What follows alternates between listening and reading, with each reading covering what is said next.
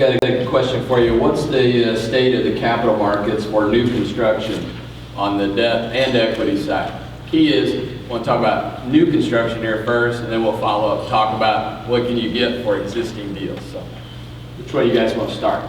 Well, Brian, you're building the deals. You probably have the most intimate. Right, why don't we do that? I'll start with that, and then as we go to sort of the permanent side, why don't you respond there? Okay. It's a good question, and to be honest with you, you have to peel it back a little bit. If someone were to go out today and examine the human marketplace, they'd probably say, my gosh, I've never seen so much action, so much construction, so many cranes, so many sticks in the air, whether it's downtown, the West Inner Loop, west side of town, northeast, wherever the case. And that is true. So the answer is sort of twofold. Today, all of those properties were done circa probably 07, 08, and those deals will get completed. The equity is usually taken up front in most instances, and the banks will continue to fulfill their obligations, and those deals will get done. So that's the answer as to why there's so much action going on to the folks that wonder, hey, everybody keeps griping about the markets, and I've never seen so much activity or not seen such activity in the past 10, 15 years. Now, drawing a line through that sort of going forward, since, and I sort of segment the world since pre and post Lehman, or whatever the marker, whether you use AIG, Lehman, August, September, last hurricane, whatever you want to use, but I always kind of use Lehman as my barometer. Since Lehman, which is I guess August, September of 08, the world has gotten markedly different in sort of the availability of debt and equity on the construction development side. But I would say, without sounding too sort of negative, probably it's gotten worse each and every week since then. Going forward, I'd say the availability of debt and equity for new product is effectively zero or close to zero, which means that all these deals that are now getting built will see completion and see fruition, give or take latter part of 09 or 010. But I think going forward, maybe to late 010 to 11, in a city that's used to 5, 10, 15,000 units a year, I think the number will go to effectively zero. I mean, maybe 1, 2, 3 one-off sort of isolated deals, but I think it'll effectively be zero. Okay, before we switch into existing, am I the only one that sees kind of a buying opportunity here not coming up? Because what's the pipeline for a new apartment? Is it a year or 2 years? Well, it depends. It depends if you're sort of suburban or infill, but on a deal that's sort of in town, that's got a bunch of moving parts, it's probably closer to 2 years. And a suburban deal where there's basically just land in abundance, it's probably still 12 to 18 months. Okay, so if we shut the pipeline off for new deals somewhere in the last 6 months, then that means 2 years from that date, we're going to wake up and that pipeline will be empty and the cranes will be down and there won't be any new cranes? Yes.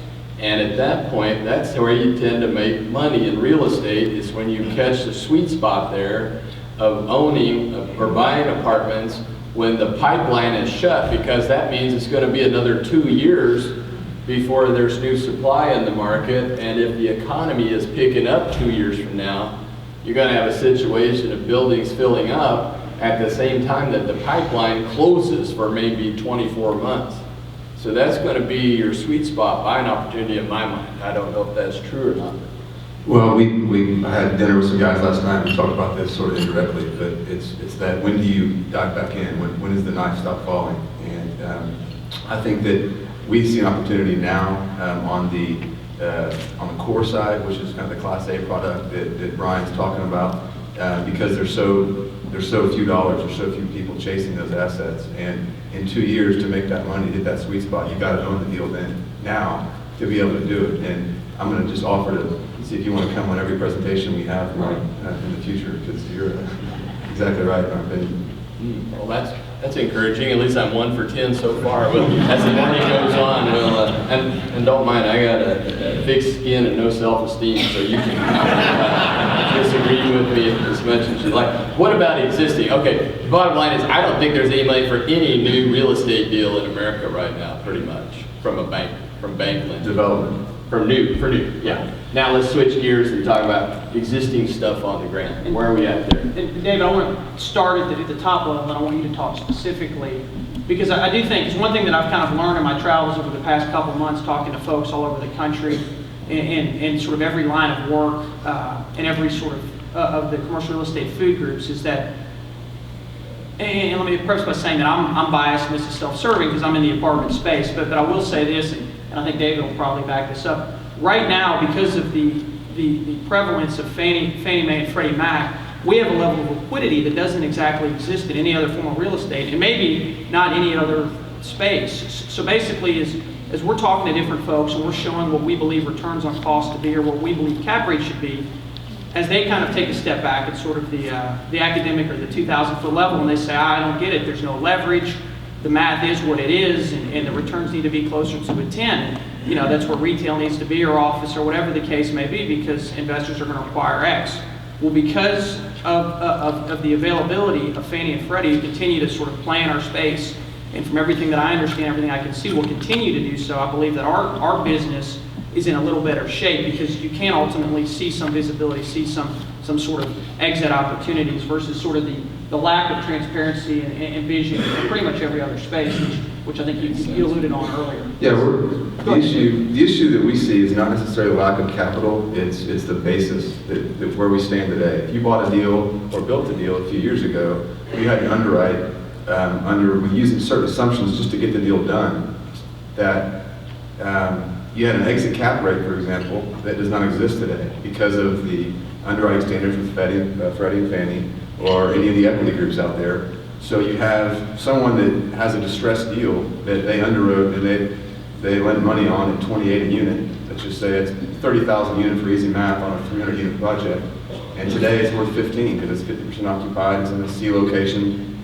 You don't have the good demographics there. The demand is such that your basis is far below, it's far above what the current demand is in today's market. And that you can apply that into these same core deals, and that's the issue. There's plenty of money out there. The message that we're hearing is there are several people that want to buy, but the basis of the existing owners that need to sell with debt coming due, with a construction loan coming due, with other issues that we're all seeing in various aspects of real estate is not the demand, it's the basis. And so that's really the issue. So the answer to capital on our side is there's tons of capital. Everyone we talk to in all of our meetings, there are tons of sellers and there are tons of buyers. The problem is the basis at which the sellers need to sell and the basis at which the buyers want to buy does not match up, and we all know that. Now the real issue is it's not even the sellers that are stubborn I think the misconception is, it's the debt. You can't sell a deal if you're into it for 120 and your loan is 100 and it's worth 80. You can't sell it for 80 until the bank, to use your analogy of the government setting the rules, you got to know the playing field. So the bank's got to write that one down. There's got to be a major shift in the economics of the deal to make it work.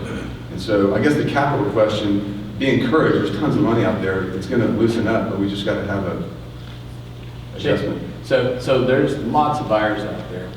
And I think there are too, because if you're afraid of inflation and you're buying gold for $930 an ounce, you're also thinking about buying real estate for that exact same motivation. But what you're seeing is that somebody's got to come down on price. There's a price, right, and that prices fall. The news is not bad if you're a developer or an owner that bought 2 years ago, because there's a herd mentality that exists out there where these institutions are not doing anything right now. So there's no demand. And so it's very difficult for them to, for cap rates to come down because no one's buying. So we've seen this in cycles, and a few years ago, all we did was sell 4 brand new deals. And now we're selling, B and C deals. And there's a few A deals that will happen. But if you're an A owner or a developer, our message is not, hey, you're in trouble, your basis is way too high. It's just you've got to wait for that institutional money to come back into the market, because these deals, as Brian knows, they're not 20 million bucks. You can't go get a private guy to get a 70% loan or raise a little equity and put the deal together. They're $50 and $60 million,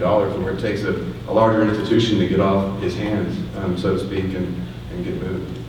Okay, well let's drill down a little bit. Which submarkets in the Houston metro area are performing better or worse than others?